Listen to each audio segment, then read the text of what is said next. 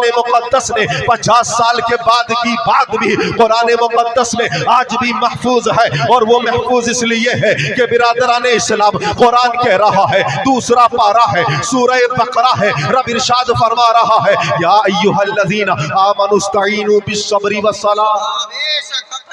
یا ایھا الذین آمنوا استعینوا بالصبر والصلاۃ۔ سوال کھولتا ہے ذہن میں، اے پروردگار عالم، یہ صبر اور نماز دونوں ایک ساتھ جمع کیسے ہو گئی ہیں؟ یہ جمع کیسے کی ہیں؟ استعانت کا مدد طلب کرنے کا حکم اللہ دے رہا ہے، مدد طلب کرو نماز سے اور صبر سے۔ ہم نے دنیا میں دیکھا ہے تو صبر اور نمازیں پائی گئی ہیں، صحابہ کی زندگی میں بھی پائی گئی ہیں، وہاں صبر بھی ہے، وہاں نمازیں بھی ہیں۔ حضرت عثمان غنی کی شہادت ہوئی ہے، وہاں نماز بھی، وہاں قرآن کی تلاوت بھی ہے، وہاں شہادت بھی ہے، وہاں صبر بھی ہے۔ پانی وہاں بھی بند کیا گیا تھا، کھانا وہاں بھی بند کیا گیا تھا، لیکن میرے غیور مسلمانوں، جو کھانا بند آمنہ کے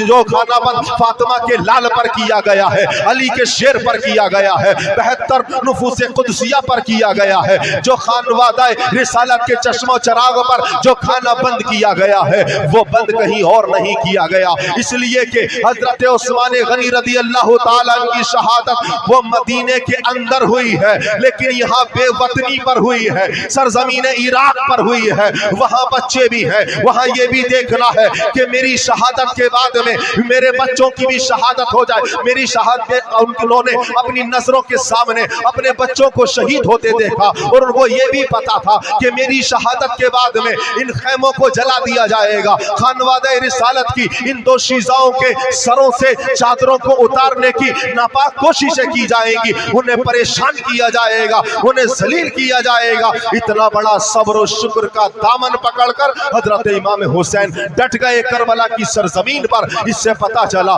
قرآن کہہ رہا ہے یا ایھا الذین آمنوا استعینوا بالصبر والصلاۃ، اے ایمان والو صبر سے نماز سے مدد طلب کرو، اور یہ دونوں اعلیٰ درجے کی کہا ہے کربلا کے اندر موجود۔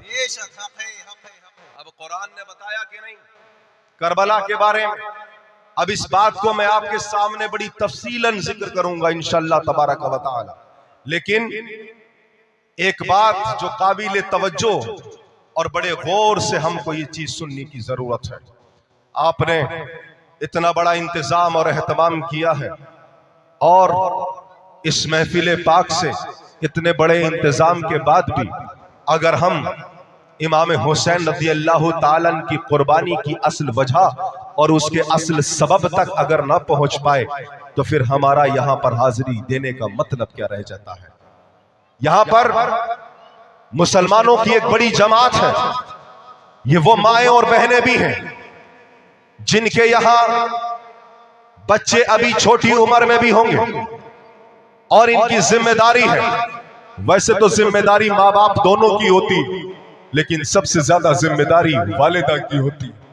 اس لیے کہ سب سے زیادہ بچہ قریب اپنی والدہ کے رہتا ہے والد کے مقابلے، اس لیے سب سے زیادہ تعلیم و تربیت اسی کے ذریعے ہے۔ یوں ہی اللہ پاک نے ماؤں کے قدموں کے نیچے جنت نہیں رکھی ہے، الجنت تحت اقدام الامہات، جنت کو اللہ نے ماؤں کے قدموں کے نیچے رکھا ہی اس لیے ہے کہ 9 مہینے بچوں کو اپنے پیٹ میں کون رکھتی ہے؟ ماں رکھتی ہے، اپنے شکم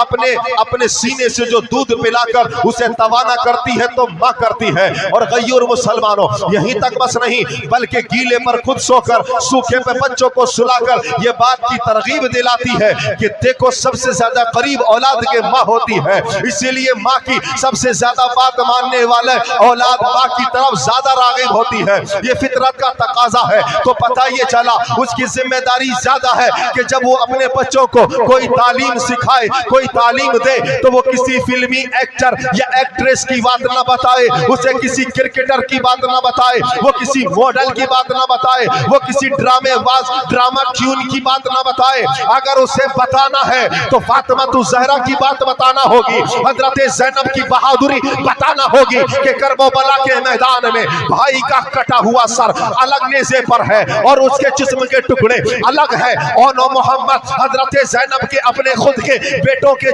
جسم اطہر خون میں اور خاک میں غلطہ ہے، اس کے باوجود بھی انہیں دیکھ کر بھی सब्र इस्तिकामत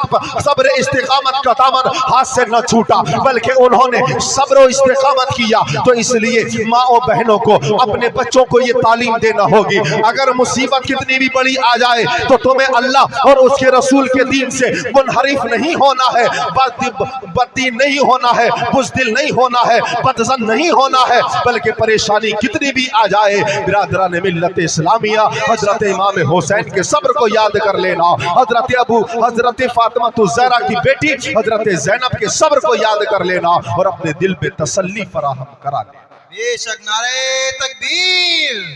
नारे रिसालत, जिक्रे शोहदाए करबो बला, जिक्रे शोहदाए करबो बला, नारे तकबीर, नारे रिसालत। औरत का मकाम बहुत ऊंचा इस्लाम ने किया है। हालांकि मेरा उधर जाने का मकसद नहीं है, लेकिन बतौर नसीहत के मैं ये इशारा करके जाऊंगा कि आज में दौर में सबसे ज्यादा परवरिश की जरूरत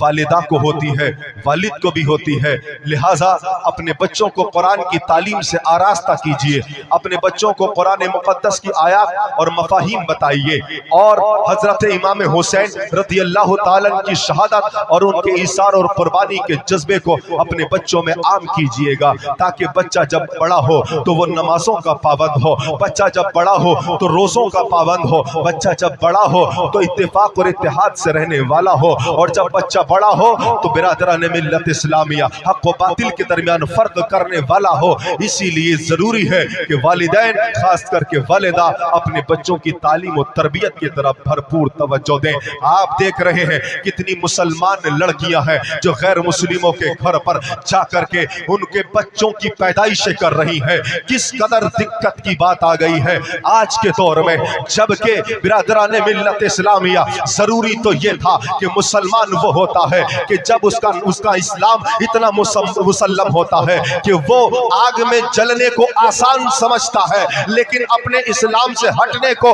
आसान नहीं समझता बल्कि भारी समझ